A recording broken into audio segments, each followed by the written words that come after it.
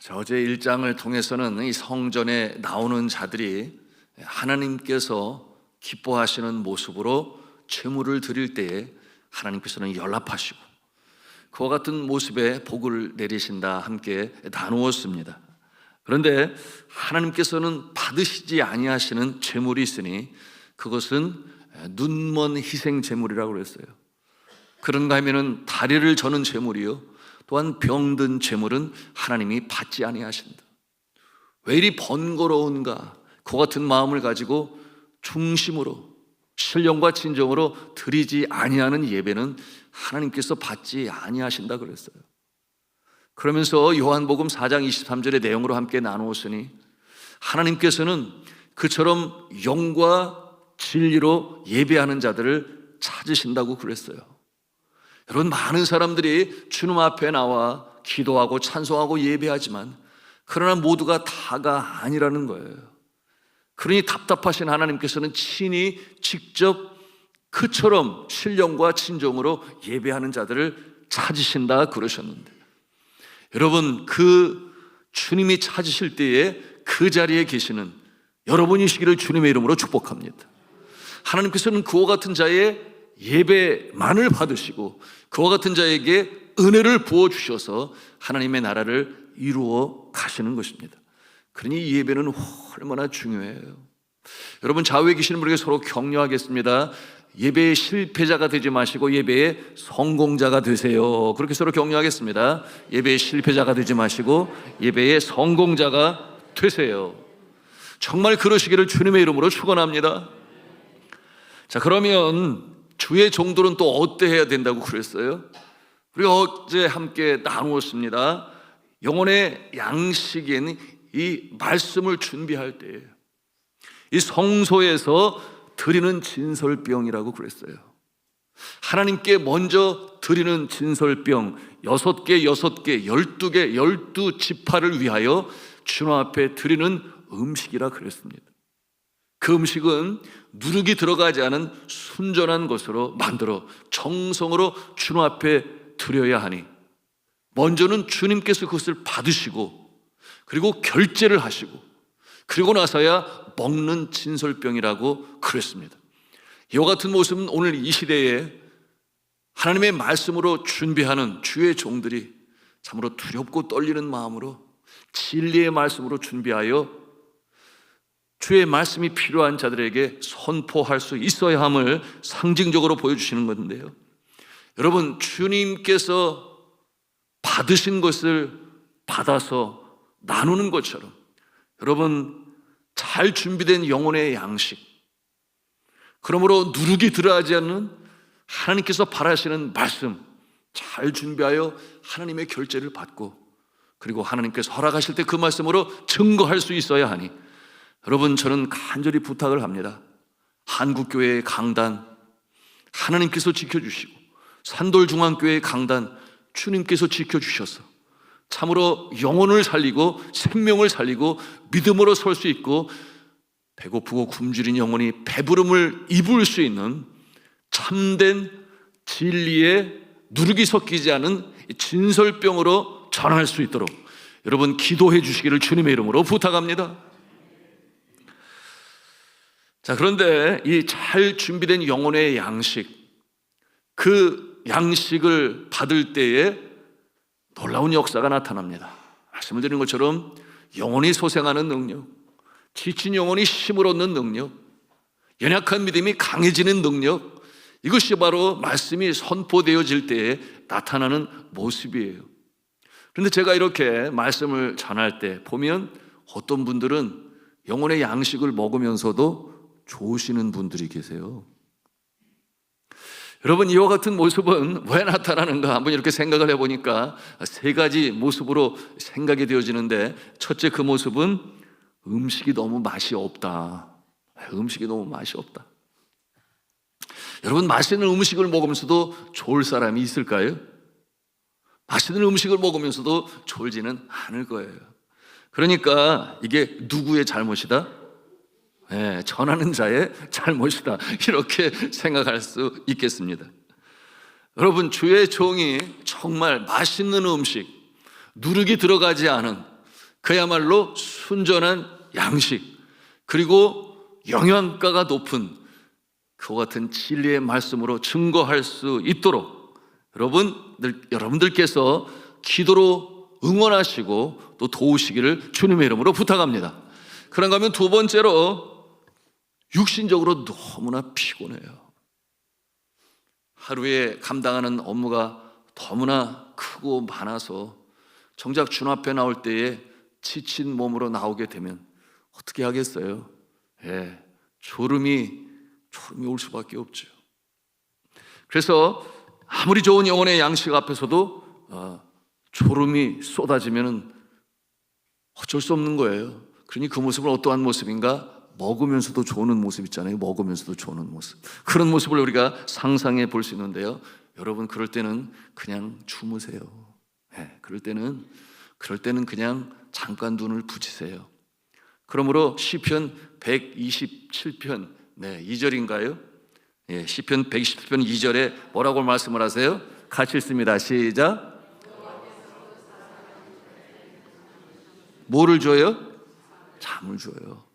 잠깐 눈을 붙이시고 나면 금방 회복이 돼요. 그러므로 다시 말씀에 집중하는 그 모습이어야 하겠어요. 주님도 이해하시지 않겠습니까? 자, 그런가 하면 세 번째 모습이 있는데, 그 모습은 뭐냐 하면 잡념 때문이에요. 몸은 예배당에 와 있지만 여러 가지 세상사로 인하여 그 마음에 집중이 되지 아니합니다. 여러분, 이것은 누구의 잘못이에요? 듣는 자의 잘못이에요. 여러분, 세상의 많은 일로 인하여 여전히 마음이 어지럽고 뒤흔드는 그와 같은 생각들이 있다 손 치더라도, 여러분, 주 앞에 나올 때는 그 모든 무거운 짐을 십자가 앞에 내려놓으시기를 바랍니다. 그래서 주님께서 부르시는 거잖아요. 그래서 어떻게 해야 돼요? 미리 예배당에 나와서 기도로 준비하고, 그러므로 마음이 주를 향하여 열리게 되고, 나의 무거운 짐은 수고하고 무거운 짐진 자들을 초청하시는 주님의 십자가 앞에 내려놓고, 또 찬송 인도자가 찬송 인도할 때는 입을 크게 열어 찬송을 하게 되면 우리의 심령 가운데 성령께서 기뻐하세요. 그러므로 마음을 준비시키십니다. 그러므로 그와 같은 자의 마음은 옥토밭이 되니 말씀이 떨어질 때 아멘으로 받아 열매를 맺는 것이에요. 그런데 제가 이렇게 관찰을 하면 찬송을 부르는데 입을 꼭 다물고 가만히 계신 분들이 있어요. 그 모습을 보면 제가 참 안타까워요. 얼마나 마음이 힘들면 저럴까? 얼마나 마음이 힘들면 저런 모습일까? 그러나 분명한 것은 십자가 앞에 짐을 내려놓고 입술을 열어 주를 찬송하기 시작하면 그 심령이 다시금 살아나게 되니, 여러분, 말씀이 말씀으로 영혼의 양식으로 생명의 떡으로 먹게 되니 이와 같은 역사가 나타나서 여러분의 심령에 부흥의 역사가 나타나고 다시금 소생의 역사가 나타나는 모습이시기를 주님의 이름으로 축원합니다. 여러분, 그러므로 이 영혼의 양식, 생명의 떡, 맛있는 양식, 진리의 말씀이 공급이 되어지는 이 산돌중앙교회 강단이 될 수 있도록 이 종과 더불어 주의 종들이 열심으로 준비하고 기도하며 준비하여 진리가 선포되어지고 평안한 가운데 영혼이 살찌우며 든든히 서가는 교회가 될 수 있도록 기도해 주시기를 주님의 이름으로 부탁합니다. 오늘 제2장에서는 1장과 연결되어지는 부분이 있어요. 그것은 하나님께서 이 성전에서 사역하는 제사장들이 그 잘못된 행위를 낱낱이 지적하는 것입니다. 그리고 심판을 경고하세요. 여러분, 이 이스라엘 제사장들은 땅을 유업으로 받지 못한 레위 지파, 그래서 그들을 또 다른 말로 뭐라고 부르는가? 하나님의 지파라고 그렇게 불러요. 하나님께서 전적으로 책임지시는 존재들이라는 뜻이죠. 땅이 없어요. 유업으로 받지 못했어요. 자, 이와 같은 모습은 하나님과 좀 더 깊은 영적 관계를 유지하고 거룩한 삶을 살아야 했습니다. 이들의 삶은 성전에 예배드리러 나온 자들의 이 11조와 헌물을 통해서 생계를 유지해 갈 수 있었습니다. 이들이 어떠한 모습으로 사명을 감당해야 되는지에 대하여 이제 말씀으로 가르치고 있습니다. 우리 2장 5절 말씀을 같이 읽겠습니다. 시작. 레위와 세운 나의 언약은 생명과 평강의 언약이라. 내가 이것을 그에게 준 것은 그로 경외하게 하려 함이라.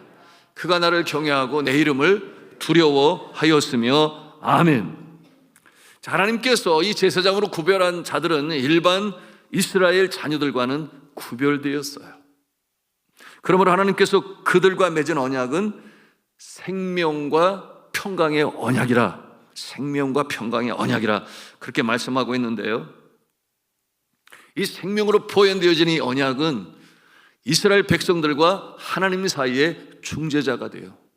제사를 드림으로 인하여 그들의 죄가 용서함을 받고 생명으로 다시금 일어나는 일에 쓰임받는 존재라, 그 일로 사명을 감당해야 할 존재라 말씀하시는 거예요.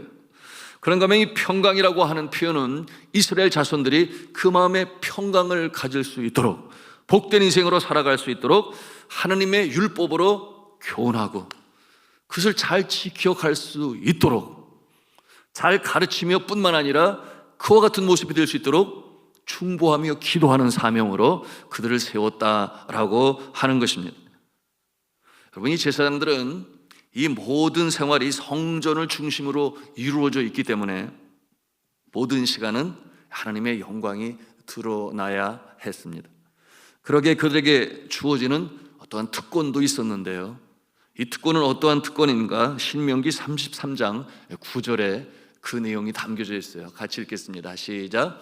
그는 그의 부모에게 대하여 이르기를 내가 그들을 보지 못하였다 하며 그의 형제들을 인정하지 아니하며 그의 자녀를 알지 아니한 것은 주의 말씀을 준행하고 주의 언약을 지킴으로 말미암음이로다. 아멘. 자, 이게 무슨 내용이겠어요? 그 성전에서 일로 인하여 하나님의 일에 집중하다 보니 첫째, 부모를 돌보지 않아도 그것에 대해서 하나님께서 관용을 베푸셨어요. 그런가 하면 두 번째로 자녀에게 관심을 가지지 못해도 용납되었어요. 그런가 하면 세 번째로 형제를 돌아보지 않아도 그 책임이 그에게 돌아오지 아니했습니다. 여러분, 이와 같은 모습은 그들이 훌륭해서가 아니라 그들이 맡은 사역의 특수성 때문인데요, 그처럼 형제, 부모, 자녀의 관심을 가짐으로써 하나님의 일을 소홀히 함은 없어야 되겠다.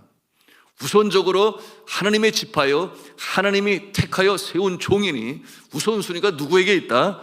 하나님을 섬기고 하나님께서 명하신 바를 이스라엘 백성들에게 가르치며 그들을 위하여 중보하는 일에 우선순위를 두어야 하기 때문에 바로 이와 같은 내용으로 하나님께서 관용을 베푸신 것입니다.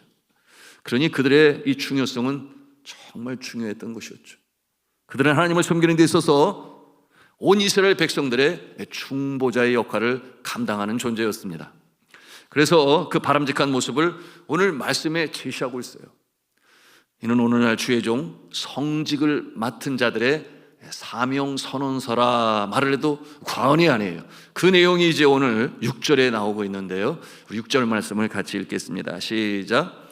그 입에는 진리의 법이 있었고 그 입술에는 불의함이 없었으며 그가 화평함과 정직함으로 나와 동행하며 많은 사람을 돌이켜 죄악에서 떠나게 하였느니라. 아멘. 자, 이렇게 6가지의 자격을 갖춰야만 했습니다. 그것은 첫째 뭐라고 그랬어요? 그 입술에는 진리의 법이 있어야 한다. 다시 한번 띄워주시기 바랍니다. 진리의 법이 있어야 하고 그 입술에는 불의함이 없어야 하며 그가 화평함과 정직함으로 나와 동행하며 많은 사람을 돌이켜 죄악에서 떠나게 하는 이와 같은 자격과 사명과 의무를 가지고 행하는 것이 참된 주의 종의 모습이라고 하는 것입니다. 그러므로 제사장들은 하나님의 자녀들을 진리의 말씀으로 가르쳐야 하고 격려하고 기도로 중보하며 그들이 어두운 사회의 빛과 소금의 역할을 감당하며 사회를 정화시키는 일에 파송을 받고 쓰임을 받는 존재가 될 수 있도록 잘 인도해야 합니다. 그리고 그 역할로 사명을 감당하여 주님을 기쁘시게 해야 되는데, 오늘 말씀해 보니까 이 주의 종 제사장들이 그러지를 못하는 거예요. 그러므로 하나님께서는 이 말라기 선지자의 입술을 통하여 경고하십니다. 너희는 그러면 안 된다.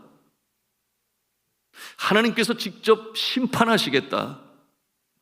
더 큰 저주를 내리고 많은 사람 앞에서 멸시와 천대를 받는 그와 같은 모습이 되게 하시겠다, 그렇게 경고하시는 것입니다. 그러므로 주의 종으로 부름받은 사람들은 더 책임이 커요. 하나님 앞에서 더 책임이 커요. 그 주어진 사명을 제대로 감당하지 않으면 어떻게 하시는가? 여러분, 이와 같은 내용이 이제 3절에 보니까 뭐라고 그랬어요? 절기에 제물에 똥을 얼굴에 칠할 것이요 결국 부끄러움을 당하고 버림을 받게 될 것이라고 했으니 그 벌은 아주 비참합니다. 네팔에 있었던 일이에요. 한 현지인 목회자가 주의 종이 되어서 교회를 개척하고 미국 교회와의 관계를 잘 맺어서 많은 물질의 후원을 받게 되었습니다. 처음에는 신실하게 사역을 잘 감당했어요. 그런데 견물생심이라는 그런 속담도 있는 것처럼 그러지 말았어야 되는데 점차 이 물질에 욕심을 내기 시작하였습니다. 그래서 교회 세울 부지를 구입한다고 하면서 한 곳도 아니고 여기저기 이제 땅을 사기 시작했는데, 땅을 구입하면서 그 나라에는 교회 법인으로 땅을 등록할 수가 없어요. 그걸 결국 개인의 이름으로 등록해야 되는데 자기의 이름으로, 장로님들과 공동명으로 하든지 해야 되는데 자기 한 사람의 이름으로 이 땅들을 등록하기 시작했습니다.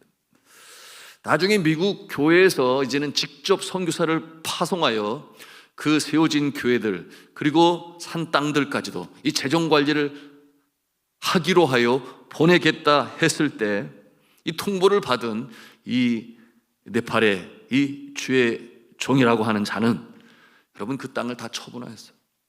그리고 그 돈을 가지고 어디로 갔는가? 가족과 함께 미국으로 도망치게 되었습니다. 여러분, 이와 같은 모습을 하나님께서 그냥 놔두실까요? 그렇지 아니에요. 여러분, 주의 종의 잘못은 사람이 심판하기 전에 하나님이 먼저 심판을 하시니, 여러분, 이 사람은 미국에서 교통사고로 결국 세상을 떠나게 되었고, 그리고 그의 아내는 죽을 병에 걸리게 되었습니다. 하나님은 공의의 하나님이시고 불꽃 같은 눈으로 바라보시는데 누구를 먼저 바라보시는가? 하나님께서 택한 하나님의 지파여 하나님의 종을 먼저 바라보십니다.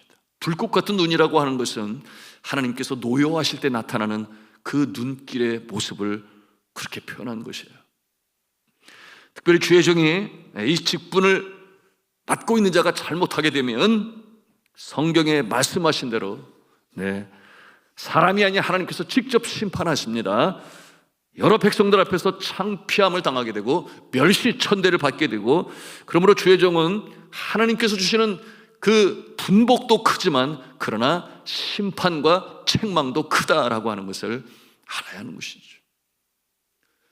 코로나를 지나면서 주의 몸된 교회가 다시금 경각심을 갖고 회개함으로 주님 앞에 나와야 하는데 가장 우선적으로 서야 할 존재가 누구인가?